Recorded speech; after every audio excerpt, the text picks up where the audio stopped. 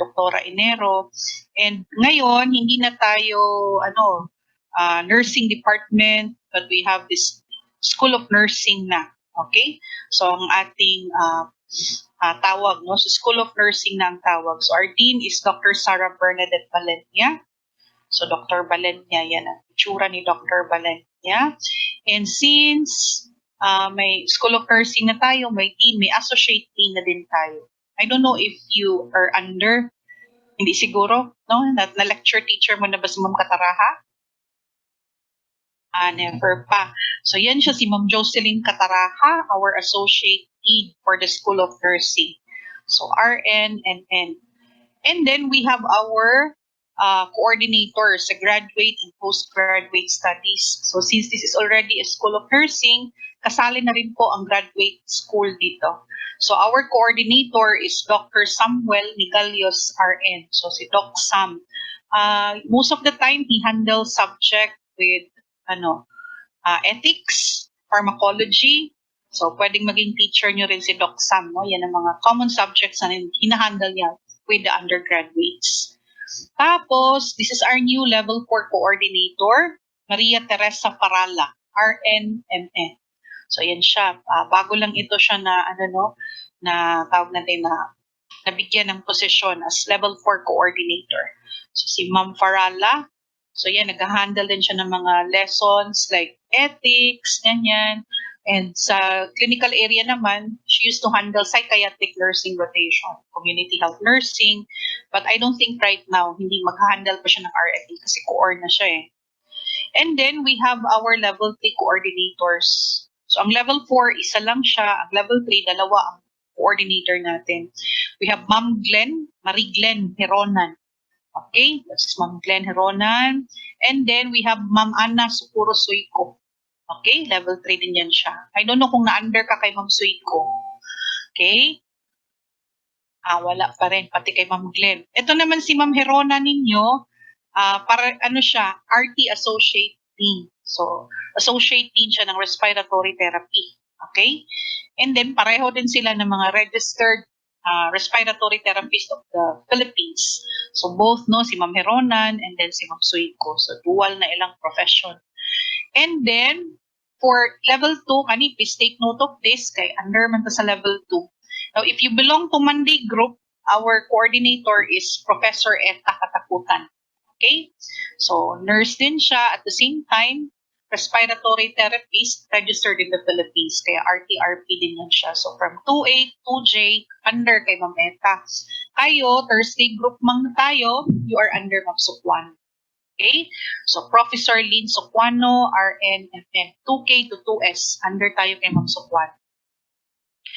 Now, for level 1, okay, I think you can still remember, kasi nga, nagfunda tayo before, we are under the leadership of Ma'am Haekim. Okay, so siya ang coordinator ng level 1. Soraya Haekim, RNM and RTRP din yun siya. And then, si Ma'am Soquano ninyo, dual ang kanyang coordinatorship. So, level 2 and level 1. So, right now, hindi kasi masyado busy pa ang level 1 because few subjects, I think TFN lang siguro ang hinahandle ng mga clinical instructors. But the rest, mga arts and sciences, yung mga subjects nila. So, yan po ang ating mga coordinators. So, they have their office at the new building. Okay, katong Trinity building na to. Okay, so ang mag-welcome address sana nito is ang coordinator. So ako na lang mag-welcome sa iyo. Once again, welcome Ms. Ma'am Buba to level 2. And syempre, congratulations, no? Nasa level 2 na kayo. And of course, we have our clinical instructors. So supposedly, this is the introduction of your clinical instructors. Ganyan. Kaning picture taken, tugay-tugay na niya siya. So I think, kisa man nimong nailhan rin Ms. Ma'am Bubat na CI.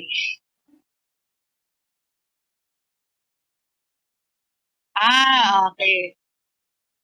Kani.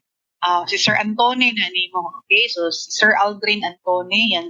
Mostly, ang videos natin was ang ating creator noon, si Sir Antone. Siya rin ang ating performer, no? Nagde-demonstrate. Who else are you familiar with? Sir Antone,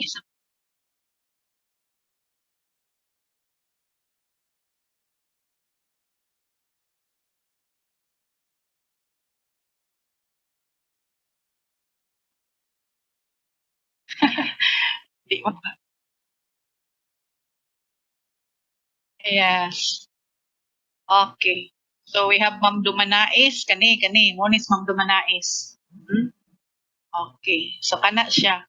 Wala man ka na under sa kuwamis. Under baka sa kuwamis manggubat? Wala. Ah, karon lang. Familiar imong family name naman ko to'y manggubat pero third year na yata.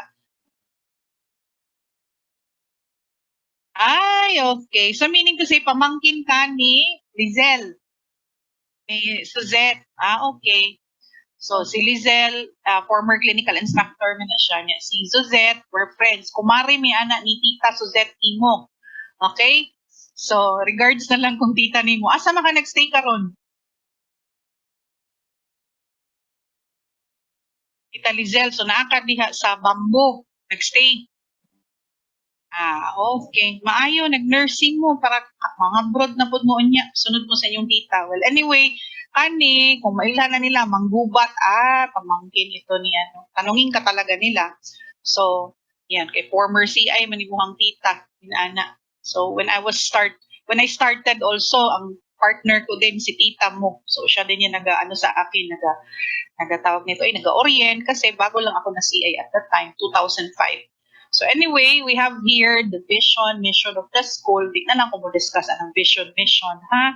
Basta you just have to remember the motto of San Pedro College. Okay? So, love serves talaga tayo. So, that would exemplify what is in our mission, vision, at the same time, the core values. Okay? Truth and wisdom, excellence, quality, the respect for the uniqueness of person, social responsibility, and family spirit and sense of caring. So, in everything that we do, we should remember this one. We are Espesian, and we are around, okay, in order to serve the people with love, of course. So, love serves kina ang motto, basta espesiyan ta. And then, ang sariling department din, ang School of Nursing, meron din tayong sariling mission statement. So, yan po ang mission statement. Hindi ko na yan i-discuss further. So, proceed kagad tayo dito sa policies natin, ha? Hindi clinical practice. Kaya ito man din yung pinaka-important. Now, this preclinical rotation is considered to be as your related learning experience. Although, this was also discussed during our NCM 203 RLE because the FUNDA experience is also counted as RLE way back then when you were still in level 1. Diba? Second SEM, nag-FUNDA man ta. So kato siya, RLE na to siya. So kani siya, actual na ginunta face-to-face, exposure at the clinical area. However, limited. Kay wa pamantay patient yun, no? So you're going to have limited face-to-face and then together with your classmates tomorrow, we will be doing our vital signs taking. So conduct in the clinical area. So number one that we have to talk about is all about attendance. So what is attendance for? So sa attendance, ang ginagawa natin, pinakauna, of course, we need to attend our morning circle. Okay, mag-morning circle kita. Wherein we conduct our roll call. So sa roll call, ang purpose, Ana, is to check the attendance of the student. Like tomorrow, expected 6:45, we're going to have our roll call in our respective classroom. Kasi ito siya dapat ginagawa sa SPCG. Anong ginatawag na to? Morning circle. 13 minutes before the time you should be there. 6:30 gini siya nagasugod. But then tomorrow, since sa classroom lang man ta, dili man ta mag-adto sa hospital, kasi di ba dapat 15 minutes before the time nasa nurse station na tayo, 6:45. So ang mangyayari tomorrow 6:45 we'll start our checking of attendance. So again, roll call is done to check the attendance of the student, appropriateness of their uniform. So ugma mag-white t-shirt man lang mo, and then you have your pants, you have your jeans, and then of course paired it with your shoes. Mag-rubber shoes pa mo sa inyong suot na sapatos. So basta naka-white lang. And of course, you need to wear your mask tomorrow. Okay? So katong mask na kapal nitong ordinary, katong mga N94, N95 preferably. Sa to siya nga to ang gamiton for tomorrow. And then, we have to check also for the completeness of your paraphernalia starting tomorrow. Okay? So, i-check na nato na. Well, depende na lang na sa CI kung muhatag ko sa siya o kanang allowance gamay if you are not yet complete with your paraphernalia. So, sa pinaka-importante, you should bring what is needed for our return demonstration. Okay? So again, if your shift is 7 to 3, 6:30, roll call na na. Maglinya na mo anak sa SPC gym, anak. And then, kung 3:11, 2:30. Okay? However, kung ang duty ni mo 11 to 7, okay, you have to wait for the announcement of your CI where is the designated place for the roll call to be done. So, saan kaya yung gawain? So, siguro mismo na doon sa hospital kung saan kayo ma-assign. So, again, you should be there 30 minutes before the time, 10:30 p.m. Naana mo dito sa clinical area. Okay? So, sanctions to offenses on tardiness. Kani, please do not forget, honey. Now, pag tardy ta, late ta, 15 minutes or less. So, exactly 15 minutes imuhang late. Now, you are going to be given a rating. Okay, so that is the sanction, no? Reading. So the CI will give you a topic. Now, the topic to be given should also be related to your experience. Halimbawa, nag-duty mo is community health nursing. So, ang ihatag mo na topic ni ma'am will be related to community health nursing. Like, for example, common immunizable diseases. So, yung kunyari yan, reading pertaining to measles. Okay, so that's the topic given by your CI in relation to the experience. So, ana siya ha. So, 15 minutes or less. Kasi gamay lang kaimong late, ana. Late na kag 5 minutes. Layo po baya mo, no? You are from, Mintal. Dapit ka mo sa Vista Mall. So, you should leave early, no? Para dili ka ma-late na magka-sanction ka. However, pag over 15 minutes, lampas sa kag 15, pero hindi ka naman umabot ng 30 minutes, pero over 15, you will be considered present absent. Okay? So you will still continue with your duty, but then you are considered present absent, and that would mean 1 day extension. Diba? So, lampas lang kag 15 minutes, pero wala po danubra sa 30 minutes, present absent na ta rin na. So, 1 day extension. Okay? So, klaro na ha. Kaya dili ka dapat mag-late-late. Kaya ang extension, dili libre. Na siya corresponding fee. Now, another. So, more than 30 minutes jud ka. Na, pwede jud mong late ta. To 1 hour or lampas pa talaga. So, present, absent pa rin, pero you will have 2 days extension. Okay? So, for tardiness, please take note, we no longer require the student to secure absence slip. So, it is our responsibility, your clinical instructor. Now, at the end of the rotation, we're going to submit our grades. I-attach man namo na dito ang summary, okay, of lates. How many extensions for this student? Okay? So, nagets ba? So, yan po. So, less than 15, reading lang taana. Okay? Pero maka 15 na gani ka or more, pero wala po kabot og 30, present absent, 1 day extension. Pero maka 30 minutes na gani ka until, more than 30 minutes rather, up to 1 hour, that's 2 days extension already. Okay? Next, we have, the student accumulates 3 tardiness. So, tatlong late ka. Okay, that will be considered as 1 day absence. So, halimbawa, mga less than 15 lang ka. First day, late kag 5 minutes. Second day, na late po kag 10 minutes. On the third day, na late kag 8 minutes. So, reading, tulo ka reading to siya. To be submitted the following day. At the same time, itali po to na mo siya. So, kay naka 3 man ka ka-late, na kay 1 day absent. So, 1 day extension na ka-ato. Okay? Now, the attention of the student was been frequently tardy shall be called by the respective instructor. So that is our responsibility man to ask the student why is it that he or she is always late. Okay? So tingnan natin. Like kayo malayo dyan, I don't know, okay bang natin? Meron bang mga bus, no, going to that area? Okay, murag, lisod ang sakyanan karon pa. Jeep ra gyud. So mosayo jud ka, kay layo kaayo ng bamboo. Wala na din mo nagpuyo. Nagbanapay mo balay dira pa sa may sa may lapit sa may Almendras. Oo. So kung medyo maalanganin, then anyway, face to face is only 3 days. After that one, then you go back to Bamboo Estate for your virtual, di ba? Oh. Pag F2F na to, para dili ka maalanganin, hindi ka ma-date. Yeah, pag virtual na, balik dito sa Bamboo para nice kaayo, di ba? Maka-concentrate mong duha. I forgot the name ng brother mo, si kalimot ko. Yung lalaki. Si Henry. Si Henry Nicolas. Okay, third year naman si Henry, no? So, yan siya. Student ko din siya sa Funda. Next.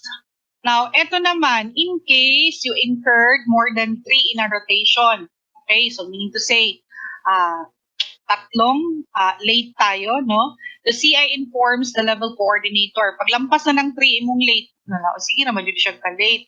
So more than 3 na. Let's say, how many meetings? Kunyari, 3 times 4 weeks, kunyari, 12 meetings. Late na ka-permanente, more than 3 na imong late. Then, the CI informs the level coordinator. So you can be referred to guidance office. So there's a possibility that your parents will be invited for a conference, okay, with a guidance counselor to find out no nganong ingon ani man ang bata more than 3 late in a rotation man. Okay, so sige lang siyang ka-late every day. Unsay problema. Then next, sanctions to violations in attendance. So if you can remember, we only have 2 categories of absences, that is excuse and unexcused. So excuse lang ni kung nagkasakit ka, if you are sick. Now ngayon, kung may sakit ka, kung kailangan mo magpa-check up, 'di ba? Kung magpa-check up ka, may medical certificate. Now, if that physician of yours is your family physician, hindi ang school physician ang nagtingin sa'yo, now that medical certificate that you secured has to be validated by the school physician. So, kunyari, tagaan ka dito sa doktor din sa Bambo, di ka dapitan nagpa-check up, dalahon mo sa school, ipa-validate mo sa school physician. And then, i-attach mo na siya sa imuhang excuse letter. And then, you will submit it to the coordinator. Okay, Ma'am Sokwano, you submit it. So, anyway, malaman nyo man kung saan ang office nila, you're going to submit it so that an excuse slip can be released, no? Kung tanaw nila dito sa mani excuse or unexcused kami mo ang case. So, ana lang siya. Next, another reason for you to be considered as excused with the absence is a death pala, death of an immediate member of the family. So this was one thing that we don't like to happen, no? So for single students, sino man ang pwede or covered dito, no, na ma-excuse ka? Parents, brothers, sisters. Okay? Married students, that would include their parents, siblings, husband, or wife and children. Now, kailangan lang dito mag-secure ng photocopy ng death certificate. Okay, so that certificate should be presented. And then, i-attach na naman sa iyong excuse letter addressed to the level coordinator so that you can secure your absence slip. So, ano siya? Another, you are excused that if you represented, okay, the school for any event, no? So long as there is an official communication letter coming from the Office of Student Affairs. A day, no, prior to the activity. So mag-send lang. However, his or her exposure to the clinical area has to be completed. So it doesn't mean na, ay, representative man ko sa school, ma'am. So dili na ka mo extend, no? You are still going to extend. You still need to complete, no, your duty. Okay? So, yan po siya. So, dapat may letter, naka-reflect ang pangalan mo doon. Nakasali ka nga with that event. Another absence considered excuse are calamities. So if you are victims of fires, earthquake, flood, typhoon, mga ingon ana, so excuse yun na siya automatically, no? However, kung hindi tayo from the city, ibang lugar, so kailangan din natin ng proof dito. So maybe you can take a photo of the news, okay? Or kung sa ba din na pwede sa social media ba, o mag-screenshot ba ka, you send it to your CI together with your excuse letter. So, lagi na siya excuse letter, then proof. So, that can be excuse. And then, pag transport strike, so syempre wala tayong masakyan, anak, you are considered excuse. However, excuse absences, ang ratio ng ating extension doon is 1:1. 1 day excuse absence is equivalent to 1 day extension. So, 1 day extension, that will be 8 hours. Okay? So, ingon ana siyang mahitabo. Then, another, eto na tayo sa unexcused. All other absences not covered in the mentioned instances are made up in a 1:4 ratio. O ni uli si Tita Lizelle, nag-swimming dito at tumugkuan. ngadto mo gaaha mo dito nga beach resort o nagpalawan mo libre mo ni tita nimo kana dili jud na siya excuse unexcused jud ka ana. So absent kag 2 days, okay, 8 days extension na siya. Okay? Now, again, basta absent gani, you need to secure excuse leave. Kahit alam mo na ay unexcused man ni, dili na lang ko mag-file. No. Pag absent ka, maghabuhat gihapon kag excuse letter ana. You have to tell the reason. Okay, mangayo man kag excuse leave and only the coordinator can give that excuse leave. So indicate man na dito, unexcused, manggubat. Tapos 8 days extension. So yun ang ibigay mo sa iyong CI. No, ganito, pagka-absent kayo, wag niyo na antayin, no? Na i-remind pa kayo ng CI ninyo. Na, uy, Miss Manggubat, asa naman tong imong excuse slip? Sometimes the clinical instructor is so busy, no? So nakalimutan kanyang i-remind. It's your responsibility because you underwent already orientation. Pag absent ka, nga secure yung excuse slip. Whether you know na, ay, an excuse na lang ko ato, ma'am. No. So kailangan mo pa rin mag-secure. Okay? Kasi nasa coordinator man yung form, yung excuse slip na yan, wala ko yan sa amin. Okay lang yung mga late, no need to secure, ha? Kaya mingo na po ng coordinator, nga nang may antagi pa man ni sa amuha nga, late lang man ni. So, kung absent lang, okay, magbuhat og letter. Next, excuse slip must be presented to the CI concerned within 3 clinical days for reporting for duty. Halimbawa, absent ka ng Saturday, Thursday, Friday, Saturday man akong duty. So absent kag Sabado. So the following week ang atong duty Thursday, Friday, Saturday present na ka. You are given 3 days to comply it. Pag the following week wala gihapon kay excuse slip, okay? You will be marked absent, okay? From the date that you resume duty.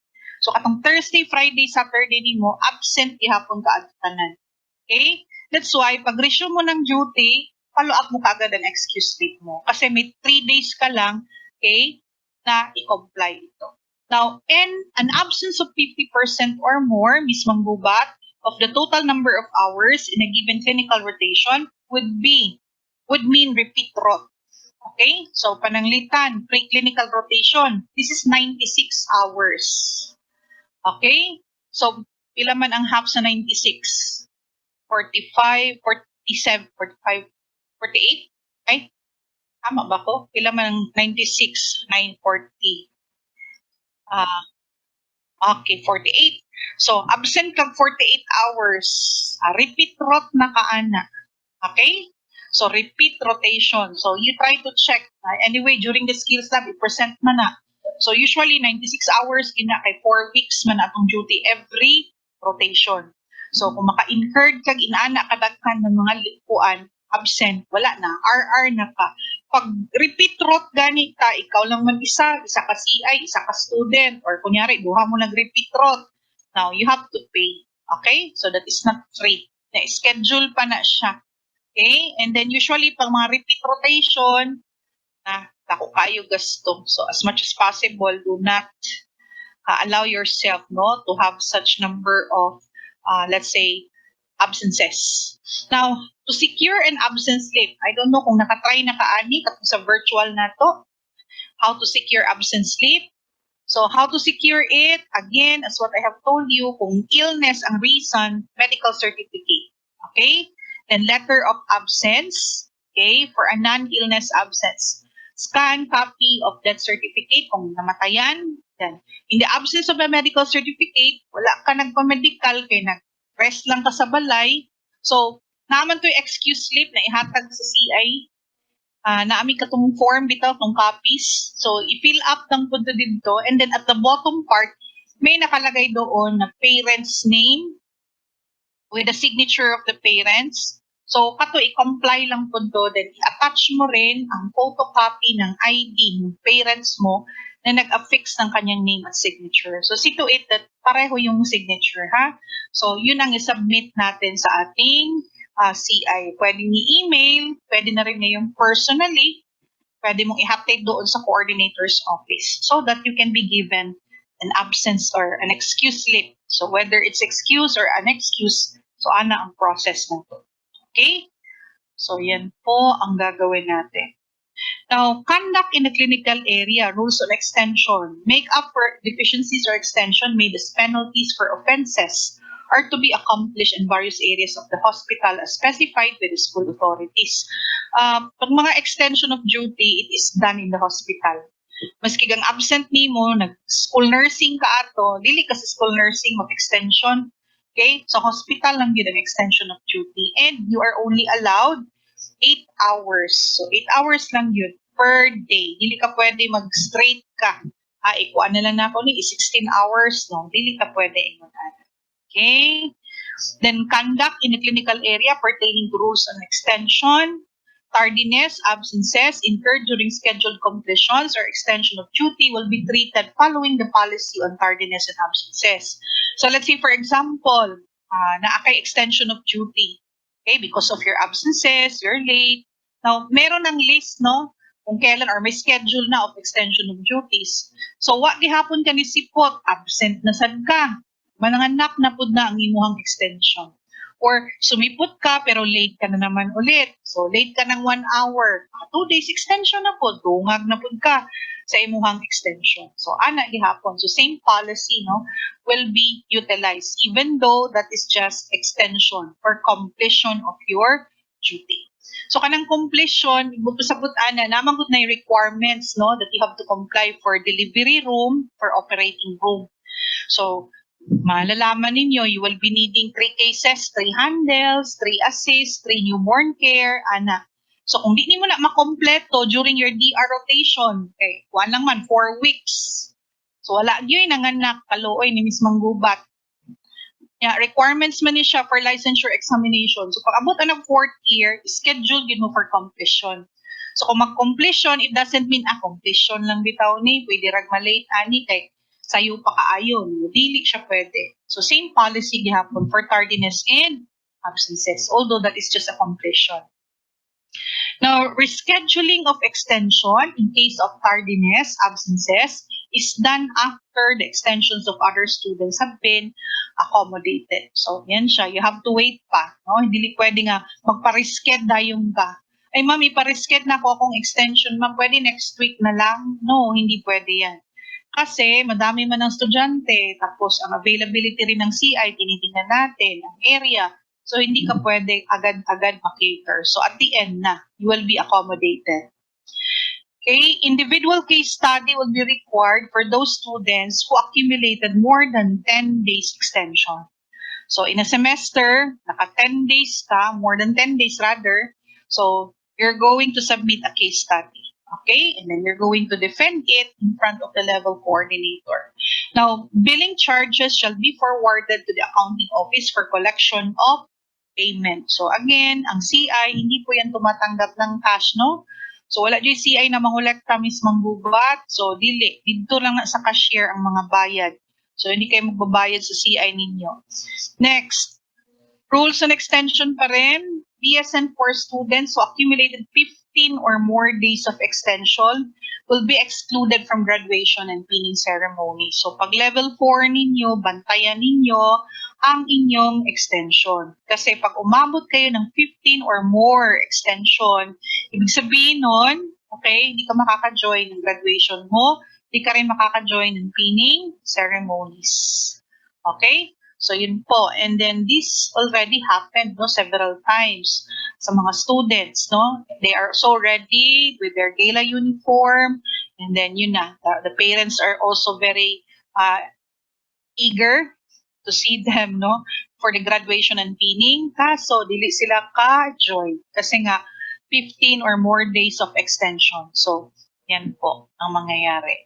Now, rules on completion. So yung sinabi ko kanina, let's say for example, you will be scheduled for completion since during the regular days of your duty for delivery room, for operating room, you were not able to complete all the required, okay, cases. Wala ka kakompleto, kay daghan kaayo mo niya, gamay, timing jud kaayo. Wa jud nanganak sa imuha.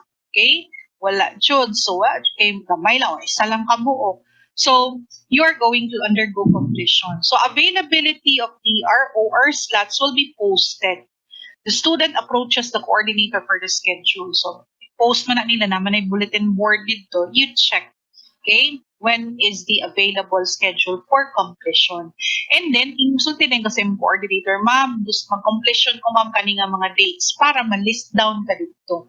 Now, areas identified by the student other than the usual applicating agency should be communicated in writing to the coordinator. Let's say, for example, you are from the province and you wanted to have your completion in your province. Okay, taga Jansan ka. So, gusto nimo sa St. Elizabeth na lang ka, doctors, pag-completion. Pero dili man gud na siya affiliated agency sa San Pedro College. So, you need to ask permission from the coordinator if they will allow you.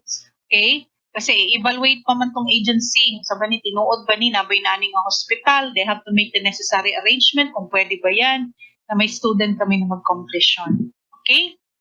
This is also to avoid ka ng mamalit lang bitaw og cases. Wala gid sila ni duty, gipalit lang nila ang case dito. Okay? So kunwari nag-handle daw sila, nag-newborn care pero wala ni nagigawa. Now, rules on completion pa rin, payment shall be made at the cashier's office upon accomplishment of the billing form.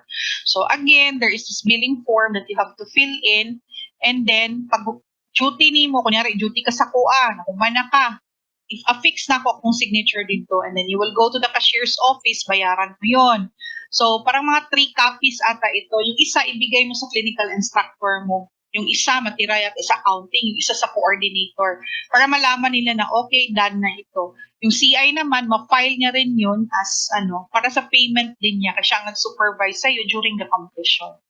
Now, the student who completes her cases, so kunyari, you will have completion for 3 days. And then, fortunately, first day pa lang sa imuhang completion, na humani mo, okay, na-cover mo lahat yung needed na cases mo. You still have 2 more days left. And then, ang gagawin mo, you inform the coordinator. Okay, natapos ka na, first day pa lang, nakuha mo na yung number of cases that is required so that the stats given to you na 2 days can be given to other students.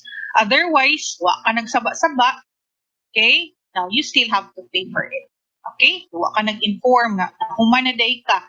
Okay, so bayaran mo talaga yung kompleto na 3 days. Kahit 1 day ka lang nag-duty kasi na-complete mo naman during the first day. Ano pa? Update the coordinator the need for more completion days. So, nag-completion na kag 3 days. Luoy gihapon. Isa ra dyoy ng anak. Okay? So, di gihapon ka kakompleto. Inform na po sa imong ko or ma'am, mag-completion na sad ko ma'am. Another completion na po kayo. Wala pa na kompleto. Now, presents to the coordinator the copy of paid billing form after all the completion of duty. So, ito yung sinasabi ko kanina. Kung human duty, mo perma imong CI, bayaran nimo sa cashier, and then ihatag nimong kopya isa sa CI, ang isa sa coordinator, katong isa mo sa accounting na to siya mag-remain na to siya dito. So that nakay proof, matanggal na ka sa lista, ay okay na ni sipuan, manggubat. Okay? So ana siyang mahitabo. Next, exhibit form. Itong exhibit form, you will be needing this one for your DR and OR rotation. Okay, delivery room. So you will be assigned to different agency man for your DR and then for your OR rotation. So 1 form per agency. Start with number 1 per form. Accomplish 1 copy only. Avoid alterations, no abbreviation except patient initials. Have it signed by the staff nurse, head nurse, and CI every after performing a case. So halimbawa, DR rotation, assigned ka sa SPMC. So, you need to prepare 1 exhibit form for SPMC. Okay? And then you have to fill it up. Naaman na dito yung mga labels, no? Naka-table man yan doon. And then sa dulo, you let your staff nurse, okay, or the nurse on duty at the time, and then the head nurse, kung wala ang staff nurse, pwedeng head nurse. Pati ang CI mo, no, mag-affix ng kanyang signature doon every time you are done performing a case. Kasi needed man ito siya, requirement man ito for your licensure examination. So, yan po. So, provide summary of all cases, present a copy of paid billing form, make a backup copy to a jot-down notebook. So, ang suggestion, di ba, ang jot-down notebook is part of our paraphernalia. Once you will start having your duty, delivery room, operating room, mag-separate ka talaga ng isang jot-down, which is only intended for your cases. Dahil itong everyday use nimo na for your VS, mga usa din na mag-INO ka or whatever, lagi separate ito imong jot down for your cases. Kasi in the event na mawala ang imong exhibit form, okay? Kunyari, nag-taxi ka mismang gubat, padulong og Bamboo Estate, nabili nimo sa taxi imong exhibit form. Saon na nimo karon?